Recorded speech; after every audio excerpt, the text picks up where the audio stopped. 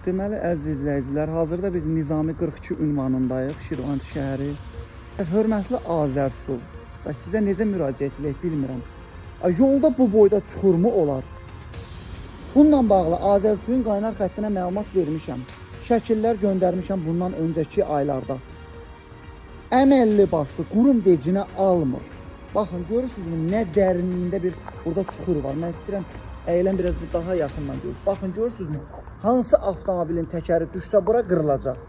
Budurmu sizin gördüyünüz işlər? Budurmu sizin gördüyünüz işlər? Baxın, su xətti çəkilib buradan, yol bu cür vəziyyətdə də qalıb. Hanı dövlət büdcəsi, hardadır? Harası xərcləmişsiniz? Hanı səmərəli istifadə? Budur.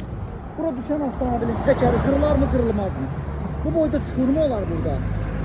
Bu nə deməkdir? Buna öz başına alıb gedir bu qurumun fəaliyyətsizliyi göz önündədir. Nə deməkdir bu? Mən xahiş edirəm aidiyyatı qurumlardan bu Azərsu ilə bağlı bir tədbir görün. Bundan öncə də çəkdikləri bax bu podraçı şirkətlərinin gördüyü keyfiyyətsiz iş göz qabağındadır. Bir araşdırsınlar, bir bununla bağlı bir tədbir görsünlər. Yol çöküb.